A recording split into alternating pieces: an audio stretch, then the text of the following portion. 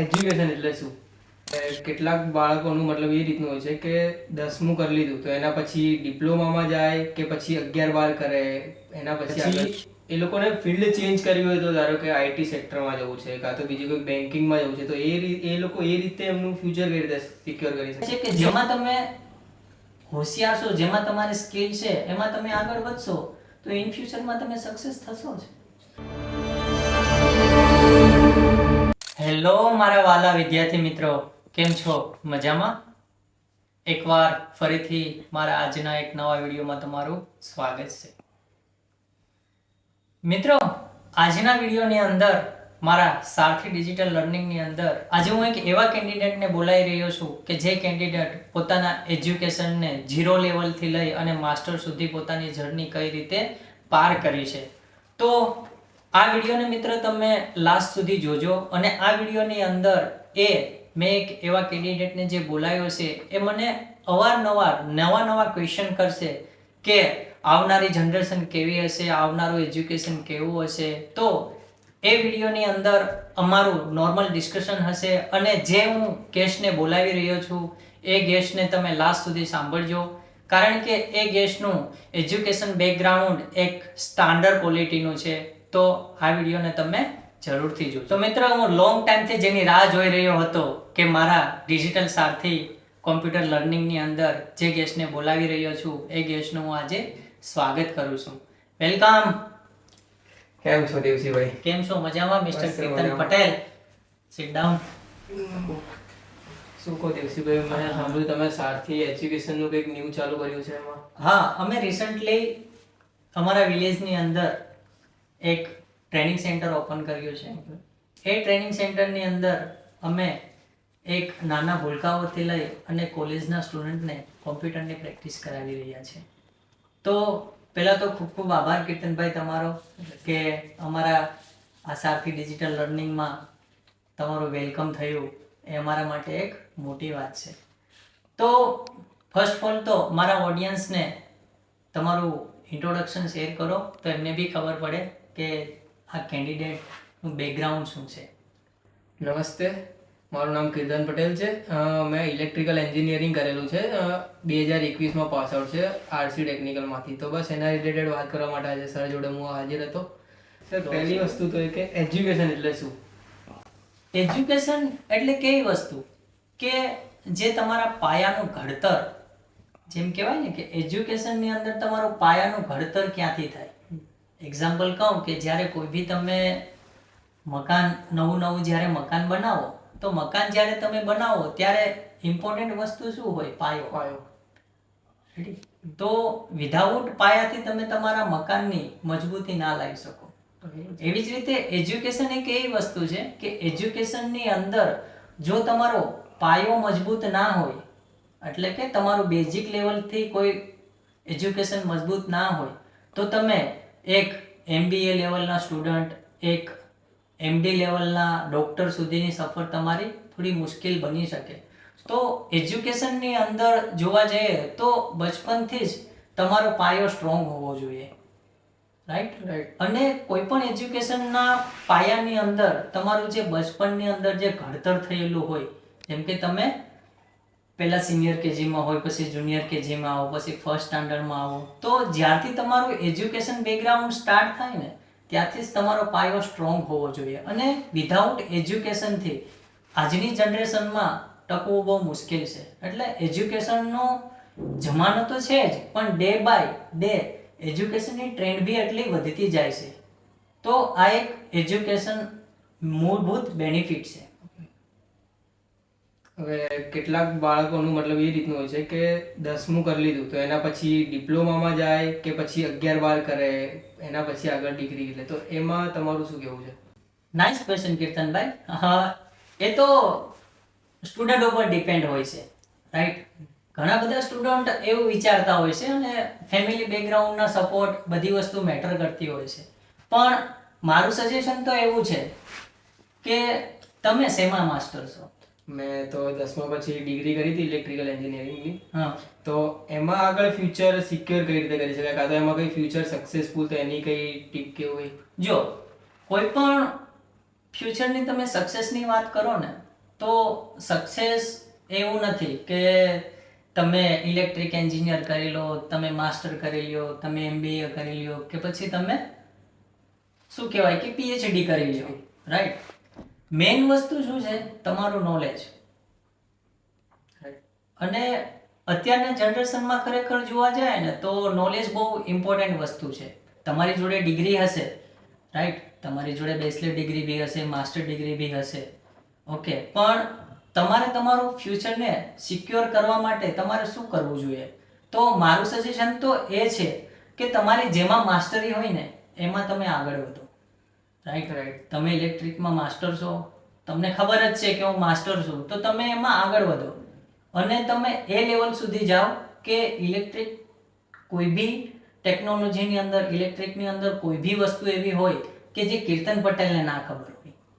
તો મારું સજેશન એ છે કે જેમાં તમે હોશિયાર છો, જેમાં તમારી સ્કિલ છે, એમાં તમે આગળ વધશો તો ઇન ફ્યુચરમાં તમે સક્સેસ થશો જ.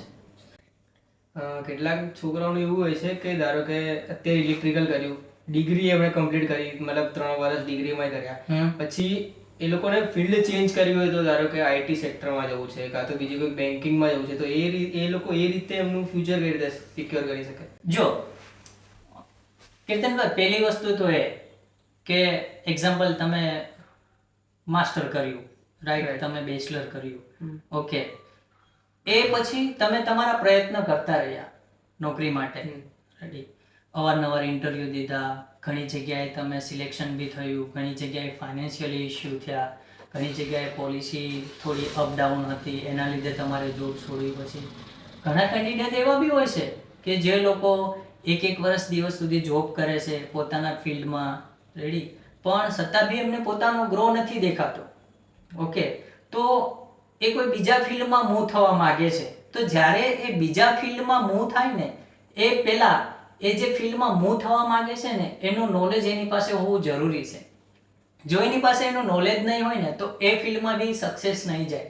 એનું રીઝન છે કે જે વસ્તુ તમે 0 થી લઈ અને તમારી નોકરી સુધીનું તમે એજ્યુકેશન કરીને આવ્યા છો અને જો એમાં જ તમને અપસેટ લાગે છે તો તમે જ્યારે second field move, in short, કે જ્યારે તમે સેકન્ડ ફિલ્ડમાં મૂવ કરશો કે જે તમારા એજ્યુકેશનની બહારની વસ્તુ છે, તો એવું ના સમજતા કે એમાં હું સક્સેસ જઈ, એ વસ્તુ બી તમારે 0 લેવલથી સ્ટાર્ટ કરવી પડશે, રેડી. તો ડિપેન્ડ યુ કે તમારે કયા ફિલ્ડમાં જવું છે અને તમારી કેપેબિલિટી કેટલી છે કે હું એક ફિલ્ડમાંથી બીજા ફિલ્ડમાં મૂવ થાઉં તો હું કેટલા ટાઈમની અંદર, કેટલા શોર્ટ ટાઈમની અંદર એ વસ્તુને કેચઅપ કરું છું, એ તમારા ઉપર ડિપેન્ડ છે.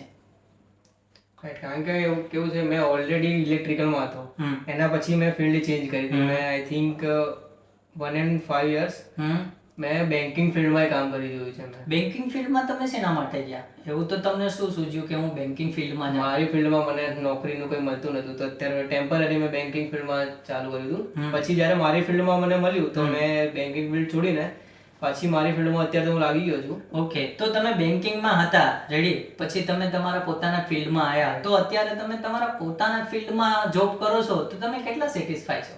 સેટિસ્ફેક્શન તો છે, બટ એક્સપેક્ટેશન એક જે હોય ને કે મતલબ મેં આઈ થિંક પહેલેથી ચાલુ કરી દીધું તો અગર બેન્કિંગમાં જ ના ગયો, થોડો વધારે ટાઈમ મેં અગર આમાં રાખ્યું હોત તો હજી સારી પોસ્ટ મળત મને, કાં તો થોડો હાઈ લેવલ ઉપર હું જાત. એ રીતનું સેટિસ્ફેક્શન થોડું ઓછું છે, બાકી બરોબર છે. ઓકે, તો તમે હેપી તો છો ને જે તમારા ફિલ્ડમાં છો?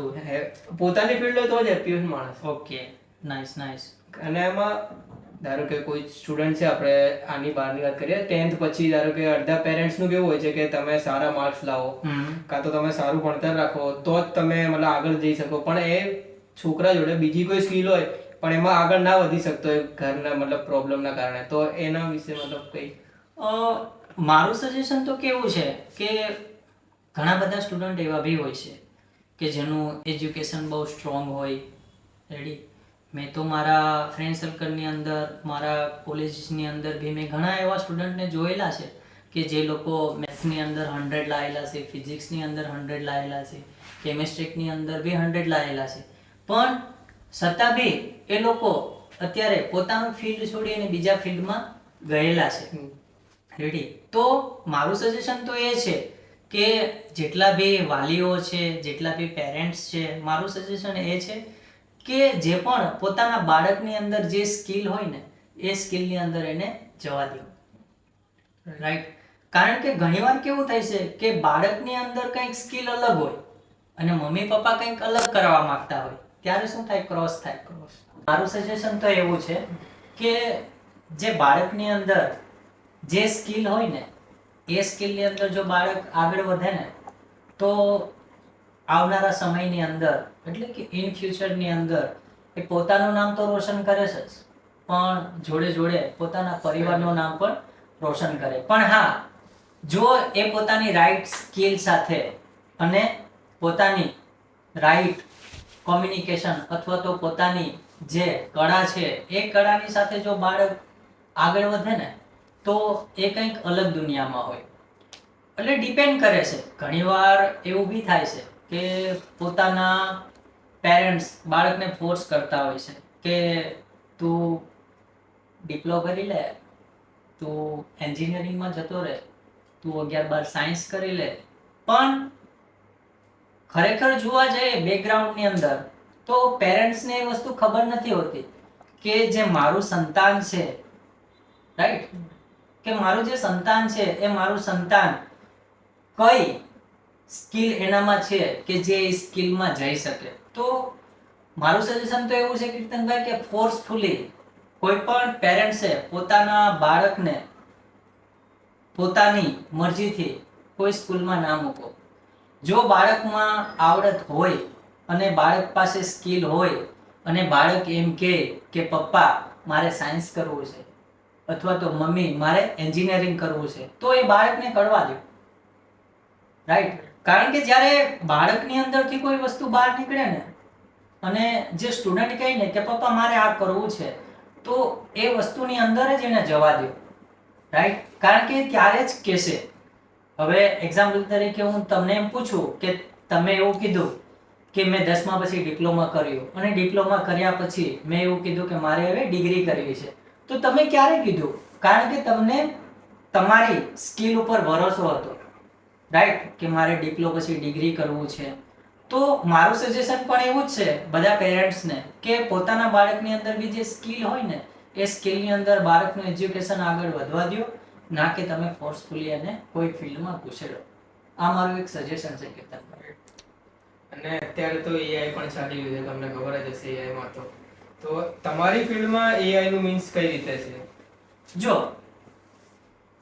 અત્યારે ડિજિટલ યુગની અંદર AI ની ડિસ્કશન કરીએ ને તો બહુ લાંબો ટોપિક થશે. રાઈટ. કારણ કે અત્યારે AI એક યુનિવર્સલ બની ગયું છે. યુનિવર્સલ મીન્સ કે અત્યારે તમે કોઈ નોર્મલ સ્ટુડન્ટને બી પૂછશો ને તો એમને બી ખબર હશે કે AI એટલે શું છે. રાઈટ. હવે ઘણા બધા બૈરાઓ તો એવા બી છે કીર્તનભાઈ કે પોતાની રેસીપી AI થી જનરેટ કરે છે. બરાબર. રાઈટ. કારણ કે લોકો ડે બાય ડે સ્માર્ટ થતા જાય છે. ટેકનોલોજી તો આગળ વધતી જ જાય છે, પણ AI ના જમાનામાં પહેલા તો ઘણા વાલીઓને એ બી નથી ખબર કે AI શું છે. રાઈટ. જેમ કે હું અત્યારે મારી ઓડિયન્સને પૂછું તો મારી ઓડિયન્સને ઘણા ઓડિયન્સને ખબર નહીં હોય કે ખરેખર AI નો મીનિંગ શું છે. રાઈટ. AI એટલે શું? તો કે AI એટલે એક આર્ટિફિશિયલ ઇન્ટેલિજન્ટ. ઓકે, હું એને એક વસ્તુ દ્વારા પ્રેઝન્ટ કરું કે ખરેખર આર્ટિફિશિયલ ઇન્ટેલિજન્ટ એટલે શું. ઓકે, તો આર્ટ એટલે શું થઈ? કળા. ઓકે, આર્ટ એટલે કળા થઈ. જેમ કે આ એક ટ્રી છે, ઓકે, તો ટ્રીને એક આર્ટ થી બનાવેલું છે. ઓકે, અને એક કળાથી, ઓકે, એને શું કરવાનું? અન્ડરસ્ટેન્ડિંગ કરવાનું. એટલે કે એક આર્ટ દ્વારા એ બધી વસ્તુ સમજે છે એક AI. ઓકે, પણ AI બનાવ્યું તો માણસે જ. રાઈટ. એવું તો નથી કે AI જ AI ને બનાવ્યું. કોઈ પણ વસ્તુ ડેવલપ થાય ને તો એ ડેવલપ કરવા વાળો માણસ જ હોય. ઓકે, તો માણસે બનાવ્યું છે તો એમાં કંઈક તો હશે જ કે નહીં હોય. આર્ટિફિશિયલ ઇન્ટેલિજન્ટ એટલે એક એવી વસ્તુ છે કે એક આર્ટ દ્વારા તમે સામેવાળા વ્યક્તિને પૂછો છો. એક રોબોટ છે. ઓકે, રોબોટ મીન્સ કે ત્યાં ફિઝિકલી અવેલેબલ નથી, પણ એક એ ટાઈપના AI ના એક મોડ્યુલ બનાવેલા છે. એ મોડ્યુલની અંદર તમે એની સાથે કોમ્યુનિકેશન કરો છો અને એના AI એજન્ટ તમને આન્સર આપે છે. વિધિન સેકન્ડની અંદર. ઓકે, તો AI day by day grow થઈ રહ્યું છે. અને આઈટી ઇન્ડસ્ટ્રીની અંદર હું વાત કરું તો અત્યારે ઘણા બધા આઈટીની અંદર જોવા જઈએ તો TCS, Infosys, okay, IBM, Wipro, Microsoft, આ બધી MNC કંપનીઓ બી એઆઈ મોડલ યુઝ કરે છે. અને ઘણી બધી કંપનીઓ તો એવી બી છે કે 50% પોતાના એમ્પ્લોયને લે ઓફ કર્યા છે. તો લે ઓફ કરવાનું રીઝન બી બહુ બધા છે કીર્તનભાઈ. જોવા જઈએ તો કે લે ઓફ કરવાનું રીઝન શું? તો લે ઓફ એટલા માટે થાય છે કે જે 5 માણસ સાથે મળીને જે કામ કરતું હોય એ કામ એક માણસ બી કરી શકે, બટ કામ કોની સાથે કરે? તો કે એઆઈ ની સાથે. ઓકે, એઆઈ એટલું સ્માર્ટ બની ગયું છે કે તમારા માઇન્ડની અંદર તમારો કોઈ બી ક્વેશ્ચન હોય ને તો તમે એઆઈ ને ક્વેશ્ચન કરશો ને તો તમને આન્સર આપશે. અરે અત્યારના સ્ટુડન્ટ તો એ લેવલના સ્માર્ટ બની ગયા છે. ઘણા સ્ટુડન્ટ તો મેં એવા બી જોયા છે કે જે લોકો સ્કૂલમાં જ જતા, કોલેજમાં જ જતા. ઓકે, ઘણીવાર કોઈ એક ટીચર સ્ટુડન્ટને ભણાવતો હોય અને એઆઈ થી પોતે એઆઈ વોઇસ આસિસ્ટન્ટ રન કરી અને શિક્ષકના ક્વેશ્ચન પોતે જ શિક્ષક રોંગ હોય તો બી અત્યારે તો સામે ઘણા બધા સ્ટુડન્ટ એવા છે કે જે શિક્ષકને બી ખોટા પાડે છે. તો AI day by day develop થઈ રહ્યું છે અને આવનારા 2-5 વર્ષની અંદર મારું સજેશન તો એવું કહેશે કે 90% રાઈટ ગ્લોબલ માર્કેટને કવર કરી લેશે, કે જ્યાં માણસની જરૂર ઓછી પડશે. હવે ઘણી બધી હોટલ એવી છે જેમ કે તાજ હોટલ છે, રેડી, જે 5 સ્ટાર હોટલ છે એની અંદર એડમિન ઉપર અત્યારે માણસને બેસાડતા જ નથી.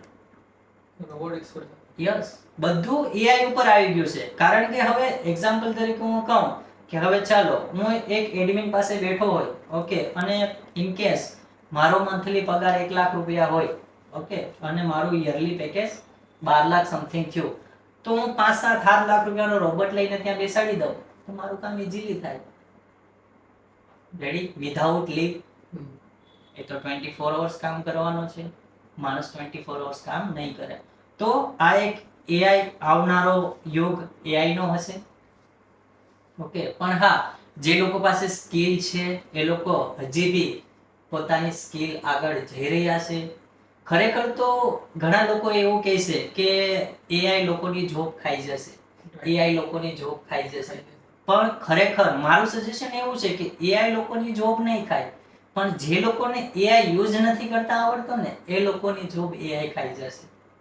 તો આ એક હતો એઆઈ નો ટોપિક.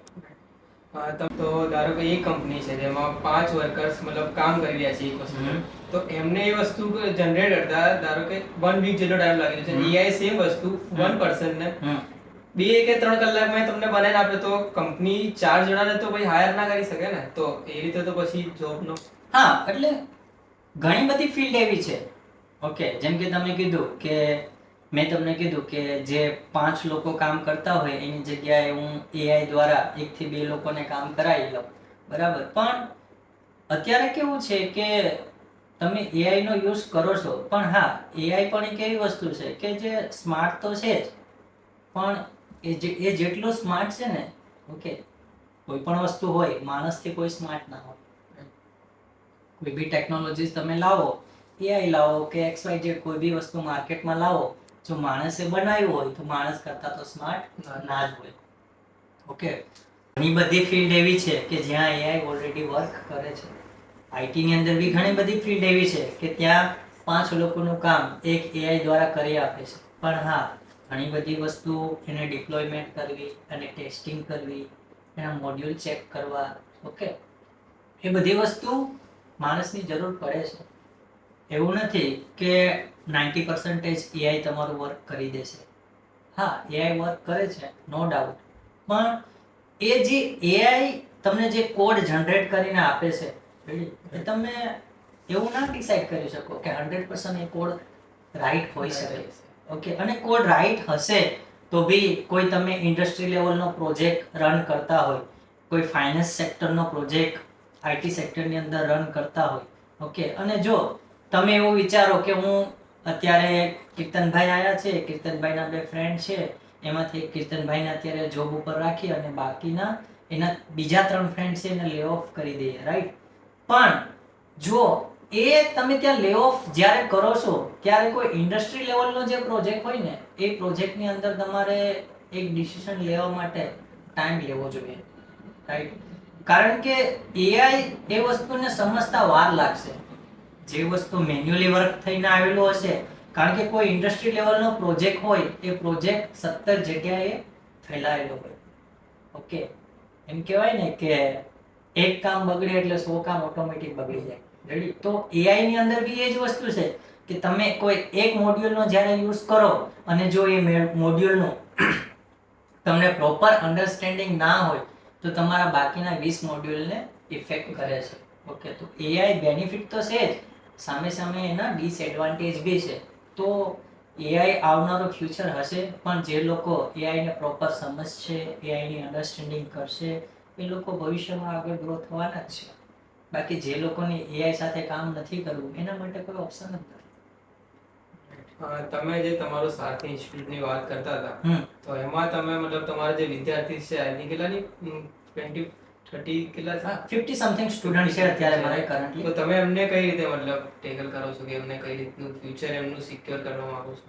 જો બેઝિકલી તો કીર્તનભાઈ, અમે જ્યારથી સારથી ડિજિટલ લર્નિંગ સ્ટાર્ટ કર્યું છે ને, અમારો એમ ગોલ શું છે ખબર? કે અમારે એક ગામડાની અંદર, કે મારું બેકગ્રાઉન્ડ બેઝિકલી વિલેજ મારું એક નાના એવા ગામનું છે, એટલે એક ગામડાને ડેવલપ કરવા માટે એક અમે આ લક્ષ્ય હાથમાં લીધું છે. અમારો ગોલ એવો નથી કે સ્ટુડન્ટો પાસેથી પૈસા પડાવી લેવા છે, સ્ટુડન્ટો પાસેથી મેક્સિમમ ફીસ લેવી છે. અમારો ધ્યેય એ નથી. અમારો ધ્યેય એ છે કે ગામડાનો સ્ટુડન્ટ કોમ્પ્યુટર ફિલ્ડની અંદર આગળ આવે અને પોતાના પરિવારનું નામ રોશન કરે. કારણ કે સિટીની અંદર લોકોને ખબર છે કે કોમ્પ્યુટર શું છે, કોમ્પ્યુટરથી કયા લેવલના વર્ક થાય છે. ઓકે, જ્યારે તમે ક્યારેક આવજો મારી સાથે ગામડે, એટલે તમને હું મારા સ્ટુડન્ટો સાથે બી તમને મુલાકાત ચોક્કસથી કરાવીશ. તો જે ગામડાના સ્ટુડન્ટ હોય છે ને, એ લોકોને બેઝિકલી કોમ્પ્યુટરનું એટલું નોલેજ હોતું નથી. ઓકે, તો એ લોકોને તો એ બી નથી ખબર હોતી કે ખરેખર કોમ્પ્યુટર ક્યાંથી સ્ટાર્ટ થાય છે, કોમ્પ્યુટરની સ્વિચ ક્યાં હોય છે. આવા સ્ટુડન્ટની સાથે અમે ટ્રેનિંગ આપી રહ્યા છીએ અને અમારો ગોલ એ છે કે મેક્સિમમ ગામડાના સ્ટુડન્ટને અમે કોમ્પ્યુટર શીખવાડીએ. કોમ્પ્યુટર શીખવાડવાનું રીઝન શું? અમારી ડિજિટલ સારથીની અંદર અમે કોમ્પ્યુટર શીખવાનું રીઝન શું કે એક ગામડાનો બાળક જો બચપનથી કોમ્પ્યુટર સાથે લગાવ લાગશે ને એનો, તો ઇન ફ્યુચરમાં ભવિષ્યની અંદર એ કોમ્પ્યુટરનો એન્જિનિયર બની શકશે. પણ હા, એક ઇન્ટરેસ્ટ તો જગાડવો ને. વિધાઉટ ઇન્ટરેસ્ટથી તમે કોઈ પણ વસ્તુ ના કરી શકો. તો અમારો એમ ગોલ તો એ જ હતો કે ગામડાની અંદર અમે જે ટ્રેનિંગ સેન્ટર ઓપન કર્યું છે એ ટ્રેનિંગ સેન્ટરની અંદર અમે મેક્સિમમ સ્ટુડન્ટોને ટ્રેનિંગ આપશું અને એ ટ્રેનિંગ સાથે અમે એને બેઝિક જે ગવર્મેન્ટ એક્ઝામની અંદર કયા લેવલના કોમ્પ્યુટરના ક્વેશ્ચન પૂછાય છે એ ક્વેશ્ચન તો અમે ફ્રીમાં શીખવાડીએ છીએ. એની અંદર અમે કોઈ ફીસ લેતા નથી. ઓકે, તો એક્સ્ટ્રા 30 મિનિટ અમે સ્ટુડન્ટોને એ પણ આપીએ છીએ. બધા સ્ટુડન્ટ ગવર્મેન્ટ એક્ઝામ નહીં દઈ શકે, કારણ કે મેં અગાઉ તમને કીધું ને કીર્તનભાઈ કે અમે જે ગામડાના સ્ટુડન્ટને કોમ્પ્યુટર શીખવાડી રહ્યા છીએ 0 લેવલથી લઈને એડવાન્સ લેવલ સુધી. એટલે 0 લેવલથી એટલે એડવાન્સ લેવલ સુધી મીન્સ કે ફર્સ્ટ સ્ટાન્ડર્ડથી લઈ અને માસ્ટરના સ્ટુડન્ટ સુધી અમે કોમ્પ્યુટર શીખવાડી રહ્યા છીએ. તો જે ફર્સ્ટ સ્ટાન્ડર્ડની અંદર હશે એ લોકો તો ગવર્મેન્ટ એક્ઝામ નહીં દઈ શકે, પણ અમારું લક્ષ્ય એ છે કે જો એ પહેલા ધોરણથી જ જો કોમ્પ્યુટર શીખે તો 10મા પછી 12મા પછી જો એને કોમ્પ્યુટર ફિલ્ડની અંદર જવું હશે ને, તો જ્યારે એને સ્વિચ ચાલુ કરતા નથી આવડતી ને, ત્યારે એ એન્જિનિયરિંગ કરવા જશે, કોલેજમાં ભણવા જશે, ત્યારે મારા ખ્યાલથી ત્યાં સુધીમાં કોમ્પ્યુટરનું એની પાસે સંપૂર્ણ જ્ઞાન હશે અને એક સ્મોલ સોફ્ટવેર ડેવલપ કરતો તો થઈ ગયો હશે.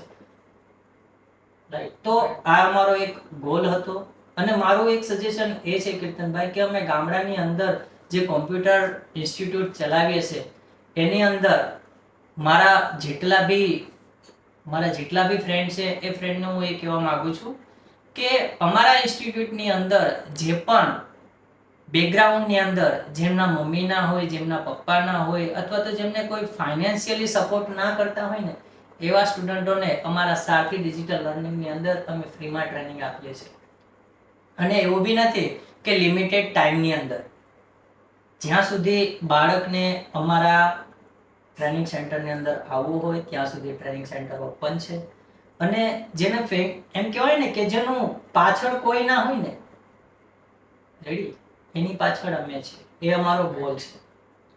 ઓકે, હોય ને કે જેનો આપણે ગુજરાતીમાં એક કહેવત છે, ખબર કે જેનો બચપનમાં બાપ મર્યો હોય ને એને ખબર હોય, અને જેની માં મરી હોય એને ખબર હોય. પણ અમારું તો લક્ષ્ય એવું છે કે જેના બાપ ના હોય, જેની માં ના હોય, એના અમે એક ડિજિટલ લર્નિંગ છે કે જે અમે સ્ટુડન્ટોને ફ્રીમાં શીખવાડીશું. એ પછી કોલેજનો સ્ટુડન્ટ હોય, માસ્ટરનો સ્ટુડન્ટ હોય, કે એક ફર્સ્ટ સ્ટાન્ડર્ડની અંદર સ્ટુડન્ટ એજ્યુકેશન કરતો હોય, આ બધા જેટલા બી ફેમિલી છે, જેટલા બી વાલીઓ છે, એના માટે આ એક ઓપન છે. તો એની ટાઈમ અમારા કોમ્પ્યુટરની અંદર તમે વિઝિટ કરજો અને અમારા નિષ્ણાત શૈલેષ બાંભણિયા દ્વારા તમને ત્યાં સલાહ સૂચન આપવામાં આવશે. તો તમે રાહ શેની જોઈ રહ્યા છો? તો આ હતું કીર્તનભાઈ અમારા સારથી ડિજિટલ લર્નિંગની જર્ની. તમારી જર્ની બી મને જાણીને ખૂબ નવાઈ લાગી. મને તો જોતા એવું લાગે છે કે આવનારા 2-5 વર્ષની અંદર તમે બી પોતાની એક ઇલેક્ટ્રિકની અંદર કોઈ એમડી લેવલ ઉપર હશો એવો મને લક્ષ્ય દેખાઈ રહ્યું છે. તો ખૂબ ખૂબ ધન્યવાદ. આવી જ રીતે અમારા સાથી ડિજિટલ લર્નિંગની અંદર આવતા રહેજો અને જ્યારે બી તમને ફ્રી ટાઈમ મળે તો મને કહેજો. આપણે નાના ભૂલકાઓ સાથે મળીશું, મોટા સ્ટુડન્ટો સાથે મળીશું, અને હા, મારા ક્લાસીસની અંદર વાલીઓની બી સાથે આપણે મળીશું અને સાથે મળીને આપણે એકવાર ફરીથી ત્યાં ડિસ્કશન કરીશું. તો ખૂબ ખૂબ આભાર, ધન્યવાદ સર. આવી જ રીતે મળીને આનંદ થયો. નેક્સ્ટ ટાઈમ આપણે તમારા ગામડા મળીશું સાથી ઇન્સ્ટિટ્યૂટ પર. નેક્સ્ટ પોડકાસ્ટ આપણો ત્યાં થશે. ઓકે, જય હિન્દ, જય ભારત.